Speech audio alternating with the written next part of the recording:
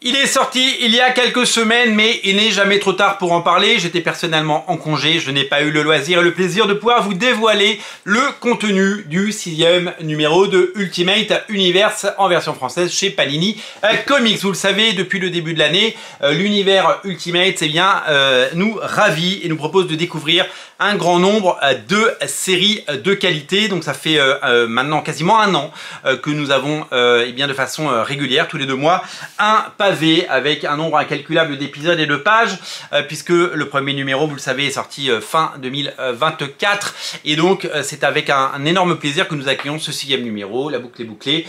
Ça fait un an de publication et donc 6 numéros pour pouvoir découvrir les séries de cette nouvelle Ultimate Universe, de ce nouvel univers Ultimate, avec évidemment en tête de gondole et en avant Ultimate Spider-Man par Jonathan Hickman, Marco Checchetto et David Messina. Une série qui continue évidemment son bonhomme de chemin. Le 20e numéro vient de sortir aux États-Unis. Peut-être l'avez-vous lu si vous suivez la version originale. Si vous suivez la VF, eh bien, quand vous aurez ce bouquin entre les mains, vous aurez les 12 premiers numéros.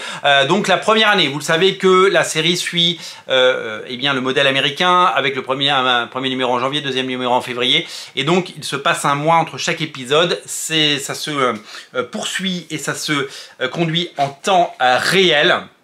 Ça se conduit évidemment une série qui se déroule en même temps que on respire l'air et les mois qui passent tels que nous les connaissons. Donc 12 numéros la première année, c'est de janvier à décembre, et donc là vous avez donc la fin de la première année. Ça suit le calendrier américain, vous le savez, puisque la série était sortie quelques mois avant aux États-Unis. La série devrait compter 24 numéros avant le Ultimate Endgame qui devrait relancer les dés. On ne croit pas une seconde que l'univers Ultimate nouvelle génération va s'arrêter, puisque le succès est au rendez-vous et que les libraires adorent ce titre, ainsi que les lecteurs et les fans. Ultimate Spider-Man soit aura droit à un nouveau numéro 1, soit à un numéro 25 dans les prochains mois aux États-Unis. En attendant, eh bien, vous allez pouvoir découvrir les 12 premiers numéros, ces 12 premiers numéros qui feront l'objet, vous le savez, à la fin de l'année, d'un Deluxe. Oui, puisqu'il y aura un Deluxe avec les 12 premiers numéros. Donc peut-être vous avez lu les 12 premiers numéros, peut-être que vous allez attendre la sortie de ce Deluxe. C'est évidemment votre choix. Donc comme je l'ai dit, vous avez droit à 2 épisodes de Ultimate Spider-Man si vous lisez ce bouquin. Le premier numéro est dessiné par le fantastique David Messina, un dessinateur qui a explosé sur cette série. On l'avait beaucoup vu chez Marvel, on l'avait beaucoup vu sur... Il avait même fait une parodie qui s'appelait Bounce de Spider-Man avec Joey Kelly, je crois, au scénario.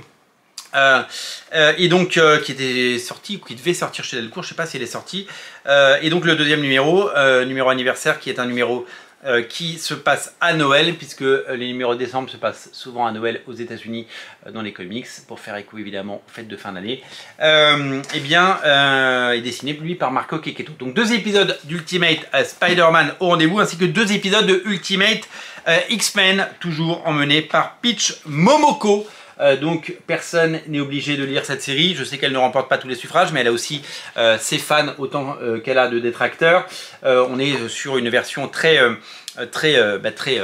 japonaise, hein, évidemment, de la série Ultimate X-Men. Ça n'a rien à voir avec les X-Men tels que vous les connaissez, donc vous avez le loisir de lire ces 2 épisodes, et ensuite évidemment vous allez pouvoir avoir le Black Panther numéro 9, déjà l'épisode numéro 9 de Black Panther, ainsi que le numéro 10, toujours scénarisé par Brian Hill, avec un premier numéro dessiné par Stefano Caselli et un numéro dessiné par Carlos Nieto. Voilà, donc la suite des aventures de Ultimate Black Panther qui évidemment nous permet de découvrir cette saga. Et en fait on termine avec bien entendu les Ultimates de Dennis Camp, avec le 7e épisode, toujours dessiné par Juan Frigueri, qui s'améliore vachement au dessin, je trouve. On y gagne, on arrive avec un petit côté, il y a à la fois un petit côté qui va titiller du Brian Hitch d'un côté et du Olivier Coipel, un grand écart qui est évidemment qui fait plaisir. Après des premiers numéros qui n'étaient pas forcément totalement aboutis partout, là graphiquement c'est parfait. Voilà, donc un contenu de qualité pour un 6e numéro qui est toujours disponible, bien sûr, donc il n'est jamais trop tard pour le lire. Vous pouvez évidemment débuter ces univers. Je vous rappelle que Ultimate Spider-Man fera l'objet d'un magnifique de luxe très prochainement et on en reparlera sur Radio Comics. Merci d'être aussi nombreux à regarder Radio Comics. Merci pour votre fidélité. N'oubliez pas de vous abonner si ce n'est pas déjà fait. Abonnez-vous pour ne rater aucune émission de la rentrée et aucune sortie comics. On rattrape les comics du mois d'août et bientôt on parlera des sorties du mois de septembre. Merci à vous, merci à tous. On se parle très bientôt et on se revoit très vite pour plein d'autres comics. Merci, salut.